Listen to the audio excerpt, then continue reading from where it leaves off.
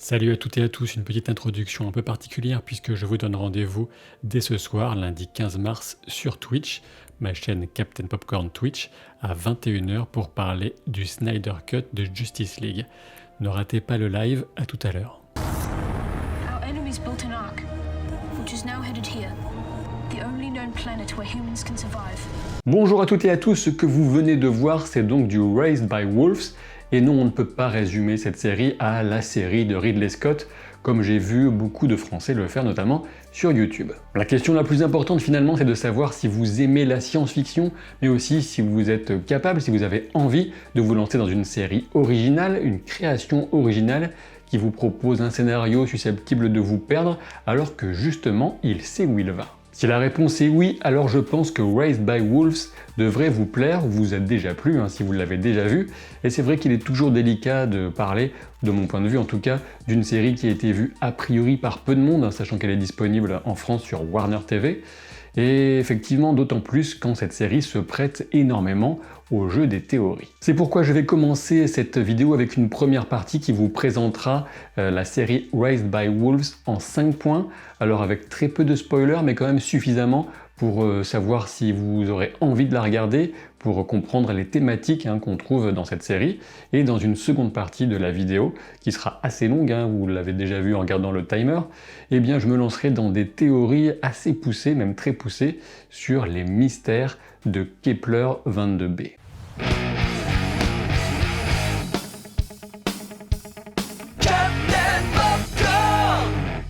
Premier point d'intérêt, il s'agit d'une série originale dans tous les sens du terme. Originale car créative et surprenante, elle l'est absolument, aussi bien dans son approche visuelle marquante et dépouillée que dans son développement scénaristique. Originale aussi puisqu'il ne s'agit pas de l'adaptation d'un livre ou d'une BD, etc., ce qui, l'air de rien, se fait plutôt rare ces temps-ci. Et contrairement à ce que certains pourraient affirmer ou tout simplement croire, cette série ne s'inscrit pas du tout dans la continuité de l'univers Alien, si on peut l'appeler ainsi, même si on peut trouver, c'est vrai, quelques similitudes thématiques, ou même dans la façon par exemple de représenter le sang des androïdes. Raised by Wolves a été totalement imaginé de A à Z par Aaron Guzikowski, dont vous connaissez peut-être déjà un peu le travail sans forcément le savoir, puisqu'il est le scénariste de l'excellent film Prisoners, le film de Denis Villeneuve, avec Hugh Jackman, Jake Gyllenhaal et Paul Dano. Aaron Guzikowski a expliqué dans des interviews que cela fait des années qu'il travaille sur le concept, sur l'histoire de Raised by Wolves, et lorsque Ridley Scott, Sir Ridley Scott, a pu lire le script et exprimer son intérêt, bien sûr les choses se sont accélérées et paf, c'est comme ça qu'on se retrouve avec une série de SF innovante sur HBO Max ou en France sur Warner TV. Ridley Scott a réalisé les 2 premiers épisodes de la saison, il a ainsi pu donner le ton visuel et sa capacité à travailler très vite a aussi donné le rythme pour cette première saison de 10 épisodes, sachant que les 2 épisodes suivants de Ridley Scott ont été réalisés par son fils, Luke Scott, et les suivants par différents réalisateurs. Alors bien sûr, comme je le disais un peu auparavant, on peut retrouver des connexions thématiques entre certaines des œuvres de Ridley Scott et Raised by Wolves, mais je le dis et je le répète, Ridley Scott n'a absolument rien écrit pour la série, il n'a rien décidé au niveau scénaristique, et il faut dire que ces thèmes qui vont aller chercher du côté de l'origine de l'humanité, on les retrouve dans de nombreuses œuvres de science-fiction de toute façon. Pour terminer sur l'originalité et pour ouvrir sur le point suivant, on peut clairement dire que Raised by Wolves est aussi original car bizarre, car difficile à prédire d'un épisode à l'autre. Ce qui nous amène donc au deuxième point sur 5 pour la présentation, à savoir le mystère ou les mystères. Raised by Wolves commence avec l'arrivée sur la planète Kepler 22b, une planète qui existe, d'un duo d'androïdes mère et père. Ils ont pour mission de donner naissance à 6 humains grâce à un processus de gestation assistée par androïde en quelque sorte. Et dès ce moment fondateur de la série, alors que le spectateur découvre les mamelles artificielles de mère, on se projette, de par des connaissances basiques en mythologie, a priori, dans le mythe de Rémus et Romulus, les 2 frères allaités par une louve et qui étaient destinés à devenir les fondateurs de Rome, sachant qu'on a aussi bien sûr le titre même de la série, Élevés par les loups ou les louves. De fil en aiguille, on comprend que ces 2 androïdes ont été envoyés par l'une des 2 factions qui se font la guerre pour le contrôle de ce qui reste de la Terre, et donc mère et père ont été envoyés par les athées pour donner en quelque sorte une dernière chance à l'humanité loin de la Terre qui menace d'être détruite. Toutefois, les mystères seront au rendez-vous aussi bien sur l'étrange planète Kepler 22b que du côté du rapport des humains à cet endroit et aux mythes qu'on pourrait lui associer. En lien avec ces notions d'originalité et de mystère que je viens d'évoquer, eh bien, il faut savoir que certains critiquent déjà très ouvertement la série en disant qu'elle part dans du n'importe quoi sur ces derniers épisodes, ce qui me fait personnellement doucement rire, sachant que le scénariste a un plan très précis justement en tête, et il sait que son histoire se développe a priori en 5 saisons, du moins si le public suit. Parce que oui, franchement, je vous invite à réfléchir un instant et essayer de juger de la cohérence d'une série à mystère sur sa première saison, alors que la plupart de ceux qui vont faire cette critique n'ont pas vraiment cherché à comprendre, n'ont pas compris ce qu'ils ont vu dans les derniers épisodes de Raised by Wolves. Ça ne me semble pas être l'attitude la plus ouverte par rapport à ce type de série, ce n'est pas très adapté. Et bien sûr, des explications il y en aura, ne vous inquiétez pas, et elles seront assez copieuses dans la seconde partie de cette vidéo, consacrée aux spoilers et surtout aux théories. Passons à la troisième grande caractéristique de Raised by Wolves, avec la thématique de la foi. Et comme vous le constatez, j'ai bien pris soin de ne pas utiliser le terme religion puisque c'est bien de foi dont il s'agit ici, même si bien évidemment la religion est englobée aussi dans ce concept. Et j'ai envie de dire que pour cette série, la foi, eh bien c'est d'abord celle des spectateurs et Dieu sait qu'elle est fragile en cet âge d'or de la télévision avec cette surabondance de contenu qui nous amène peut-être un peu plus rapidement qu'auparavant à en changer si on ne comprend pas trop ce qui se passe ou qu'on n'est pas trop convaincu. La foi donc qui ferait a priori la différence entre les deux grandes factions humaines du 22e siècle, entre les mitraïques d'un côté et les athées de l'autre. En réalité, c'est un peu plus compliqué que ça, comme l'a confirmé l'auteur en interview.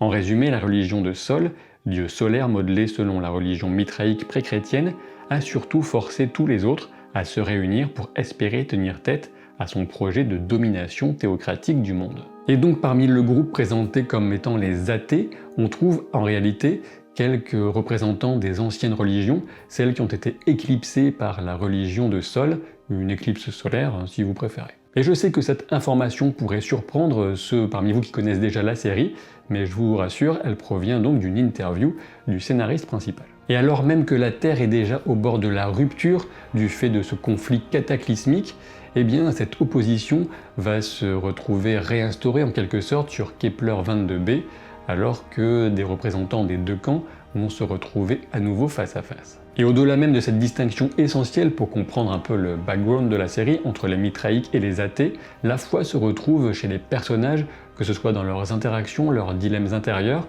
ou même leur rapport au fameux mystère qui ne manque pas sur Kepler 22b, un monde qu'ils ne comprennent pas. Dans la critique que Durandal a proposée sur YouTube sur Raised by Wolves, j'ai pu constater qu'il consacrait pas mal de temps à se poser cette question: est-ce que cette série est suffisamment anti-religieuse pour que je puisse l'apprécier pleinement? Alors je peux vous dire que moi je ne poserai pas la question de la même façon. En effet, j'aurais plutôt tendance à estimer que la série deviendrait profondément ennuyeuse si elle devenait de façon totalement transparente, ouvertement anti-religieuse et anticléricale. Je pense que l'auteur a voulu porter un regard interrogateur sur la foi et certes porter de rudes coups au fanatisme, mais sans pour autant passer sous silence la tendance naturelle de l'humain à croire ou encore la troublante proximité entre une forme de fascination pour une figure humaine et la foi dirigée vers une entité perçue comme transcendante. Quatrième point saillant pour vraiment comprendre, définir ce qu'est Raised by Wolves, il s'agit des personnages et du casting.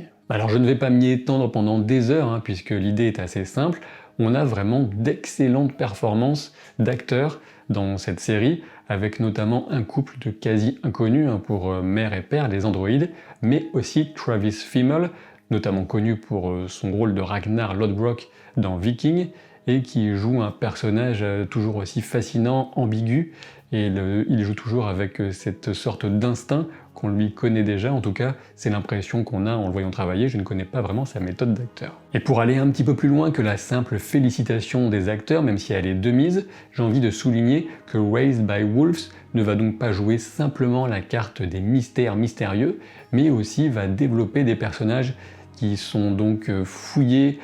tiraillé dans différentes directions et capable justement d'évoluer dans différentes directions sans forcément que le spectateur puisse le deviner à l'avance. Enfin, dernier point pour décrire cette série, et un point double pour tricher un petit peu bien sûr, je la décrirai comme à la fois profondément viscérale mais aussi contemplative. En résumé, ne vous attendez pas toujours à un rythme trépidant dans Raised by Wolves, mais en revanche, il y a vraiment des moments qui vous saisiront aux tripes, qui vous mettront au bord de votre siège. Raised by Wolves a le courage de s'éloigner du rebondissement perpétuel et de l'action pour l'action. Attention, il se passe des tas de choses, mais tout en sachant laisser le temps aux trajectoires de se déployer. Entre des choix visuels forts, ce temps laissé à la découverte, et des expériences dérangeantes ou intrigantes, on peut reconnaître là une démarche véritablement artistique au-delà du simple divertissement. Démarche qu'on retrouve exprimée dans un générique très particulier, notamment dans les paroles de la chanson qui l'accompagne. Vous l'aurez compris sans doute, cela fait de Raised by Wolves une série qui ravira certains spectateurs alors qu'elle en repoussera d'autres.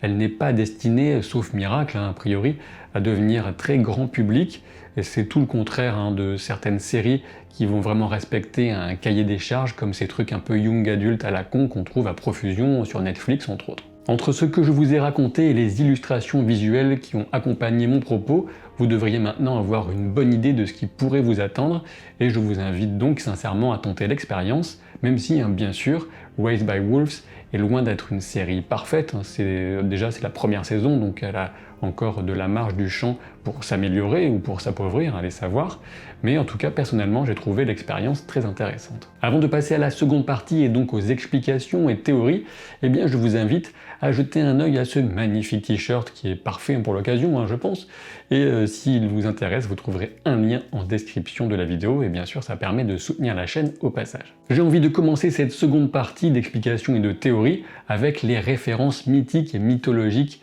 de la série, et Dieu sait, si j'ose dire, qu'elles sont déjà d'une grande richesse potentielle. Commençons par le titre « Élevé par les loups » qui peut renvoyer vers une expression américaine qui va désigner des personnes mal élevées, tout simplement, mais on peut aussi par exemple y voir une référence aux trois petits cochons avec le grand méchant loup, ou en l'occurrence la grande méchante louve, puisque dès la fin du premier épisode, avec cette attaque de l'arche mitraïque,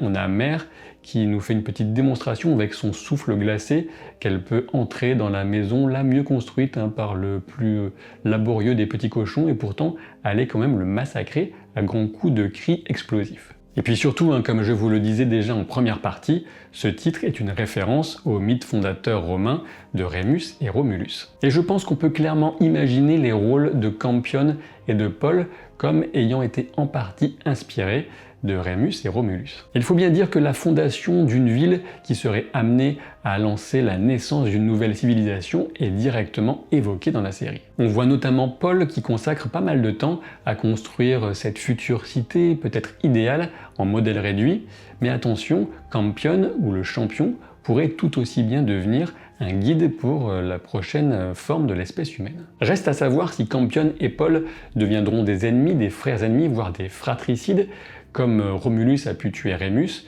ou comme Caïn a pu tuer Abel. Et on sait que dans un cas, l'assassin fonde une civilisation, alors que dans l'autre, sa lignée écope d'une malédiction divine. Mais après tout, pourquoi pas pour symboliquement passer outre cette prédestination issue des mythes et vaincre l'influence de Sol, il se pourrait aussi que Campion et Paul parviennent au final à unir leurs forces et à mettre un terme à la distinction entre mitraïque et athée et aux conflits qui en découlent. Une chose est sûre, Campion est spécial, et c'est d'ailleurs sur sa voie que s'ouvre la série. Parlons maintenant de Sol et du mitraïsme, mais pour commencer, je voudrais évoquer la Terre qui nous est présentée dans la série, et je pense qu'il ne s'agit pas d'une version future de la nôtre, mais plutôt d'une Terre parallèle dans laquelle l'Empire romain aurait perduré beaucoup plus longtemps, ou en tout cas là où le mitraïsme antique n'aurait pas été dépassé par le christianisme. Et je pense justement que cette approche d'une terre parallèle à la nôtre pourrait expliquer cette scène dans laquelle Holly,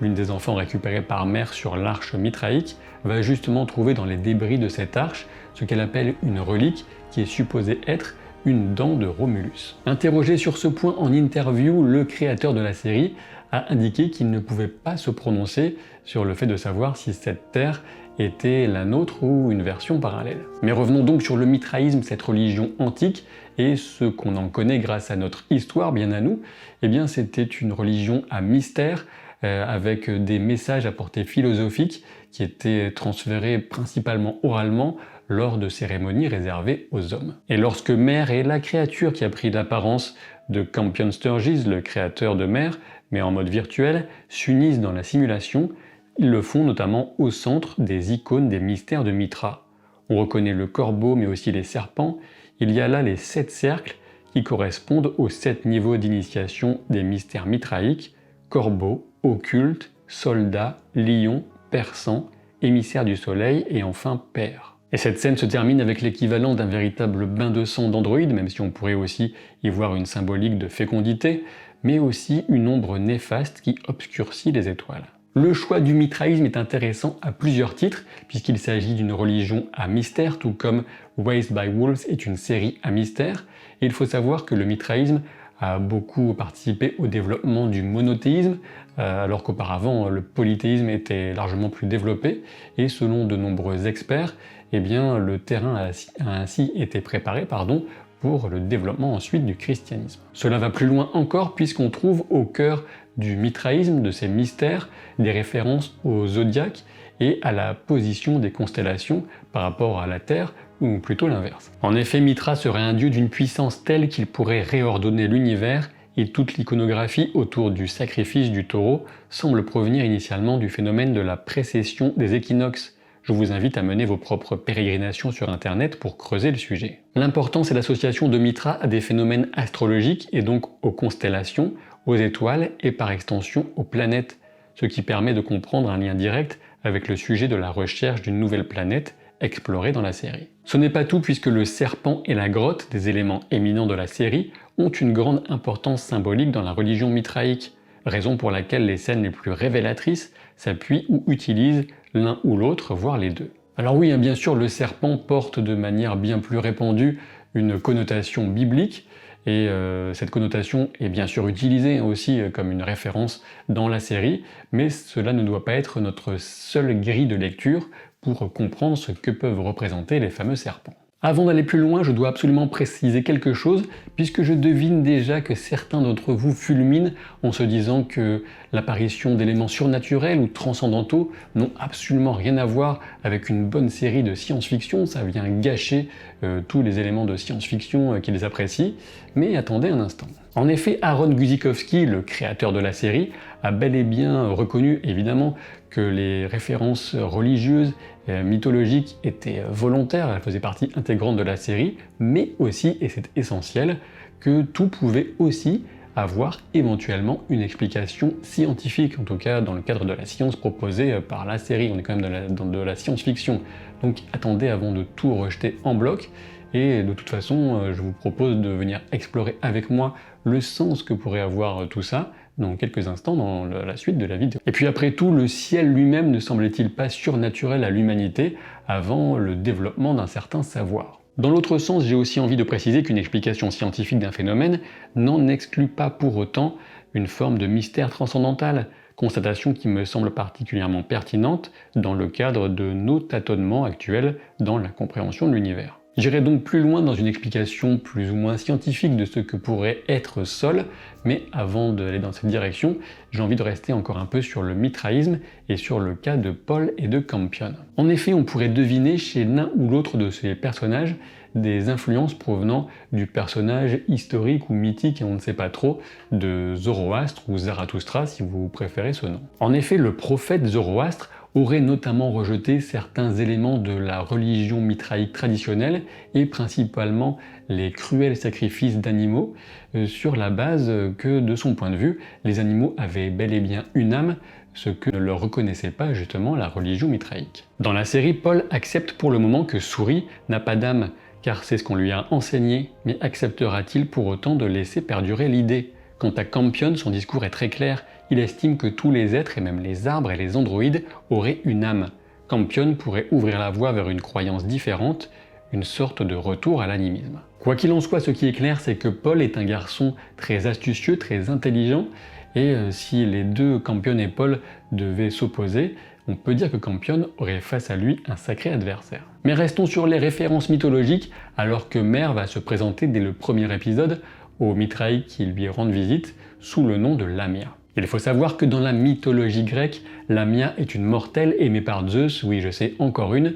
et qu'elle a souffert de la jalousie d'Héra, oui, encore elle, et donc Héra lui a volé, a tué les enfants de Lamia, ce qui a rendu Lamia folle de rage, et qui peu à peu l'a poussée à se transformer en monstre avec un buste de femme et un corps de serpent, et elle avait pour habitude de voler les enfants des autres pour les massacrer et les dévorer. Autre détail particulièrement évocateur dans le cadre de la série, cette créature mythologique, la Lamia, était capable de retirer ses propres yeux, de les mettre dans un vase pendant qu'elle dormait par exemple, ou quand elle voulait, puisque cela lui permettait de ne pas avoir à subir son propre reflet hideux, une faveur que Zeus lui aurait faite. Il me semble que je n'ai pas besoin de vous pointer très précisément les parallèles assez évidents entre cette Lamia et Mère dans la série, et on peut remarquer que lorsque Mère va récupérer des enfants dans l'arche mithraïque, eh bien elle n'en prend que 5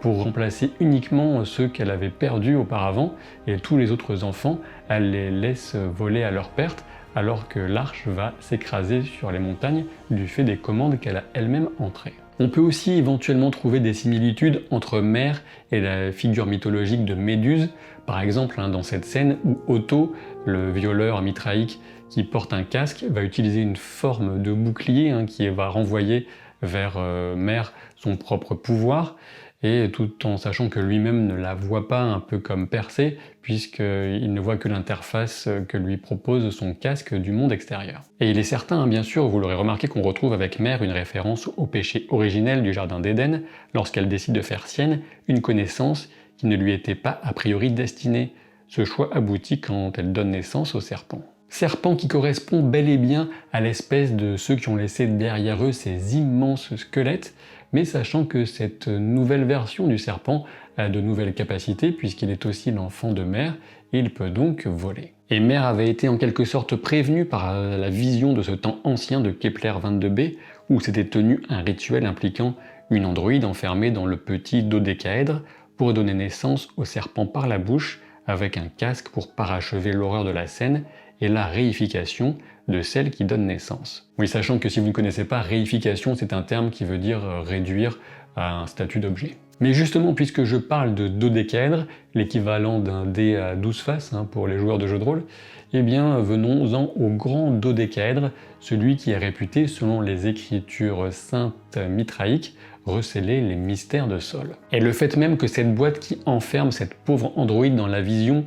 est la même forme de dodécaèdre que l'immense forme trouvée dans le désert par les Mithraïques vient nous mettre sur la piste que les serpents et Sol, eh bien c'est le même camp. On sait par ailleurs, toujours grâce aux interviews accordées par le créateur de la série, qu'il y aurait plusieurs dodécaèdres sur la planète, a priori il y en aurait 5. Mais il est temps maintenant de s'intéresser à la question essentielle, à savoir qui est ou qu'est Sol et que se passe-t-il sur Kepler 22b. En premier lieu, l'objectif de Sol semble bien être de réactiver en quelque sorte un système, si on peut l'appeler ainsi, qui fonctionnait à plein sur Kepler 22b du temps de l'ancienne civilisation. On peut affirmer que l'influence de Sol est liée à la planète et plus précisément à son noyau. On constate également que les humains ayant approché ou étant tombés dans un des trous sont susceptibles d'être contactés mentalement par Sol, voire plus encore. Alors c'est vrai, il y a une exception à cette règle, il s'agit de Otto, ce violeur mithraïque, mais le créateur de la série a bien précisé que lorsque Otto a entendu la voix de Sol, eh bien l'arche des Mithraïques était très proche de Kepler 22b. On peut aussi déduire assez clairement de mon point de vue que Sol est capable de s'exprimer avec une grande précision dans le monde numérique, dans le monde virtuel, puisque c'est lui qui a pris la forme de Campion Sturges, le génie humain qui avait reprogrammé Mère. Sur la base des éléments actuellement disponibles, la théorie qui me semble la plus solide, avant qu'on ne découvre les saisons suivantes bien sûr, consiste à définir Sol comme une forme d'intelligence artificielle capable d'intégrer des éléments organiques et même de numériser des consciences humaines. C'est d'ailleurs ce qui expliquerait les dessins laissés sur la paroi de la maison gonflable des androïdes. En effet, ce serait Tali, la petite fille qui est morte la première et qui est ensuite revenue, qui ferait maintenant partie d'une conscience collective, celle de Sol, et qui sait exactement ce qui se passe quand Mère utilise la simulation. Et Sol a donc été capable d'imprégner Mère avec des instructions d'impression 3D pour que le corps de l'ancienne nécromancienne produise le serpent, sachant qu'il avait besoin à la fois du fluide des androïdes mais aussi de sang humain. Et souvenez-vous quand Mère demande à l'ordinateur si la dernière personne avant elle à avoir accédé à la simulation est androïde ou humain, la réponse est inconnue, ce qui laisse supposer une forme hybride et différente, ce que serait Sol. Et l'image de l'ingénieur Campion répond même plus tard à Mère qu'il est humain et bien plus. Mère parle alors avec Sol, qui ne croit absolument plus en l'avenir de l'espèce humaine, et qui lui dit avoir attendu seul pendant un temps incroyablement long, ce qui correspond à l'effondrement de la précédente civilisation de Kepler 22b. Et je suppose donc que le siège de cette intelligence artificielle hybride, qui serait un mélange de pure intelligence artificielle numérique, mais aussi d'esprit humain condensé, eh bien, se situe dans ce fameux noyau, mais que les 5 dodécaèdres, qui sont répartis a priori à la surface de la planète, lui serviraient en quelque sorte de répétiteur pour que son réseau couvre toute la planète, voire aussi l'orbite.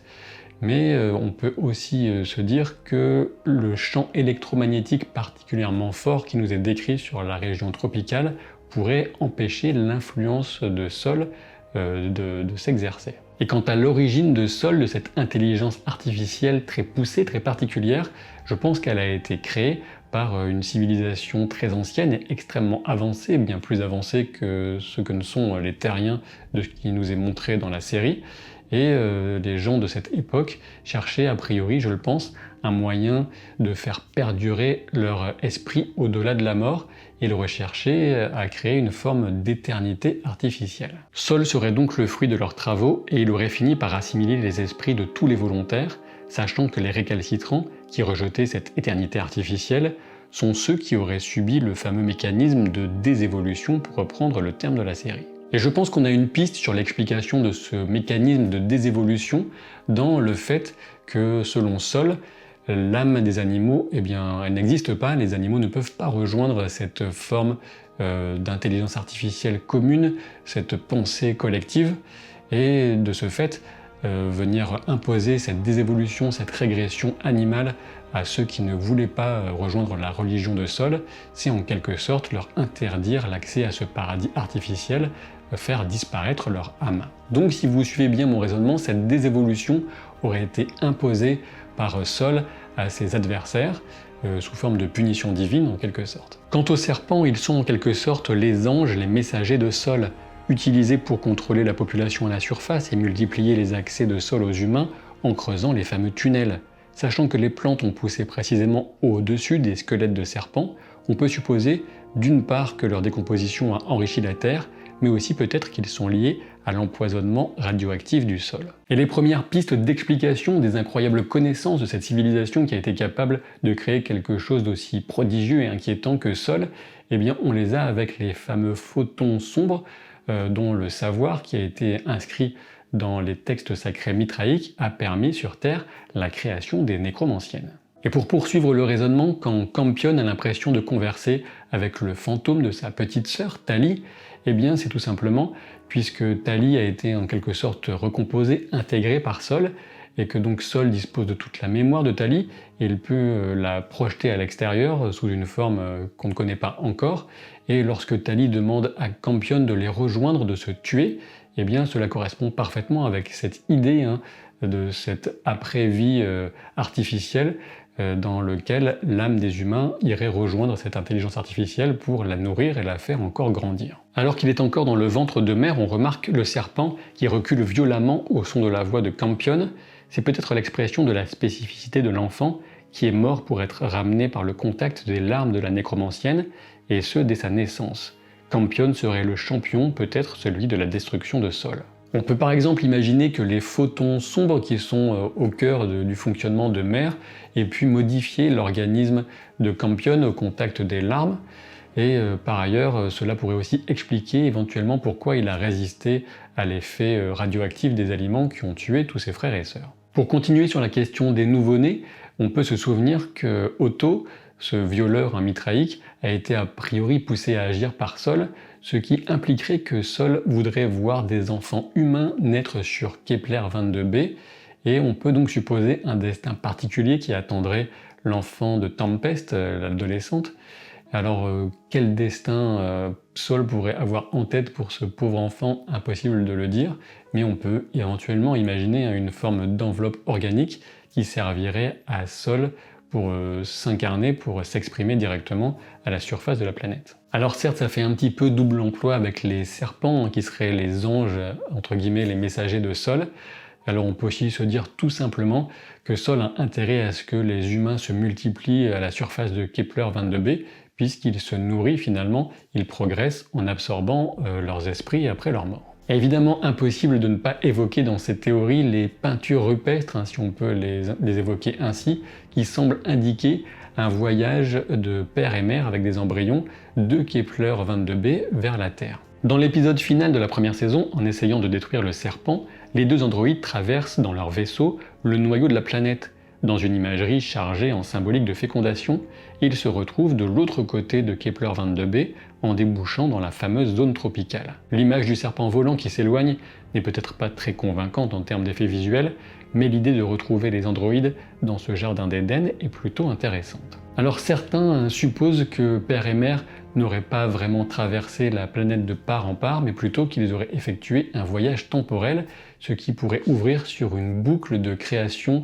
de civilisation entre Kepler 22b et la Terre. À titre personnel, je dois dire que je préférerais que la série évite de tomber dans une explication de voyage temporel qui se révèle souvent un piège pour la cohérence et la logique, mais c'est vrai que cela pourrait expliquer ou pourrait nous laisser déduire que Mère trouverait en fait les restes de son propre crâne dans la grotte, et ce serait donc elle qu'elle aurait vu dans le passé, le futur, on ne sait plus trop, enfermée dans ce petit dodécaèdre. J'ai pu lire de ci de là que certains projetaient leurs propres obsessions et délires sur la série, en y voyant quelque chose qui va soutenir le créationnisme, ou encore un transhumanisme débridé avec la procréation médicalement assistée, la disparition du rôle de l'homme, bien sûr, souvent ça va être ce qui va beaucoup préoccuper ces gens, mais calmez-vous, je pense qu'il faut surtout voir dans Raised by Wolves un effort imaginaire sur des thèmes assez récurrents de la science-fiction depuis des dizaines et des dizaines d'années, et ce n'est pas un pamphlet comme vous aimeriez le détester. Alors c'est vrai, on pourrait encore théoriser sur de nombreux éléments, et notamment sur les moyens et les motivations de ces autochtones, et là je fais notamment référence à la créature qu'on devine espionner Tempest et Mère, et Otto, et celle qui a disposé ces cartes de tarot métalliques que Mère peut scanner, ce qui l'emmènera dans cette vision de la forme dans le dodécaèdre, mais justement parlons-en un petit peu. Il me semble assez clair que ces cartes de tarot sont porteuses de connaissances concernant Sol notamment, peut-être même du moyen de le détruire, et c'est justement la raison pour laquelle Sol va pousser Paul à jeter ses cartes au feu pour que Mère ne puisse plus y accéder. Et en désespoir de cause, cet être qui avait réussi à un peu ralentir la désévolution va tenter de pousser Mère dans le gouffre, sans doute pour éviter la naissance du serpent. Et donc si vous suivez ma logique, je pense qu'on a là les derniers représentants de la fameuse civilisation qui avait donné naissance à l'intelligence artificielle Sol il y a bien longtemps. Et ils ont en partie réussi à freiner le processus de désévolution que Sol leur a imposé, et ils sont sans doute, je pense en tout cas, à l'origine du fameux champ électromagnétique de la zone tropicale, celui qui empêche l'arche de se poser, mais aussi, je le pense, l'influence de Sol de se déployer, raison pour laquelle Sol va aussi pousser Paul, en parlant dans sa tête, comme toujours, à venir saboter le vaisseau pour que surtout tout ce petit monde ne parte pas vers la région tropicale. Et voilà qui pourrait donc nous offrir d'intéressantes perspectives pour la suite si Père et Mère ont bien atteint ce côté tropical de Kepler 22b, et bien c'est là que le serpent a été relâché, et apparemment ce n'est pas là que Sol voulait le voir. Et au passage, puisque j'évoquais l'impossibilité pour l'arche mitraïque de se poser du fait du champ électromagnétique, on sait que cette arche, qui porte donc des athées à son bord, eh bien, elle a été construite de base par les Mitraïques, mais qu'elle a pu être piratée, et on peut supposer la présence du fameux hacker Campion Sturgis à son bord. Enfin, concernant Marcus, les yeux de nécromancienne qu'il a avalés ont dû profondément le changer, d'autant qu'il a passé beaucoup de temps à proximité des trous, et donc de l'influence la plus directe de Sol. Étant donné la puissance que le flux de sang inversé a donné à Otto, on peut s'attendre à l'apparition de capacités inédites chez Marcus. On peut supposer qu'il aura un grand rôle à jouer dans les événements à venir, j'espère juste que le rôle, justement, en termes d'interprétation, ne se cantonnera pas pour Travis Fimmel à jouer la folie. Parce que, bon, au bout d'un moment, ça va être un peu lassant. Quant à Sue, l'épouse de Marcus, eh bien, on peut supposer qu'elle aura aussi un rôle important à jouer pour la suite, ne serait-ce que du fait qu'elle a donné son propre sang pour participer à la naissance du serpent. Et au passage, on peut s'amuser du jeu de l'auteur avec les deux prénoms de ce personnage, Marie pour la T et Sue comme mitraïque, formant le nom Mary Sue, qui est utilisé bien sûr pour désigner les personnages féminins trop parfaits, ce qu'elle n'est absolument pas. Et quelles que soient les surprises que la suite nous réserve, avec déjà les points de cohérence que j'ai pu trouver en me jetant dans cette théorie, j'ai plutôt confiance dans ce que l'auteur nous réservera pour la suite de cette fresque épique et philosophique. Si vous n'avez toujours pas acheté mon livre Captain Popcorn Universe, si vous n'êtes toujours pas abonné à la chaîne alors que vous avez apprécié cette vidéo, vous savez bien sûr que je serai obligé de faire surgir un serpent depuis votre bouche, et ce sera complètement atroce bien sûr, mais vous l'aurez cherché. Je vous dis à très vite pour de nouvelles aventures. Salut!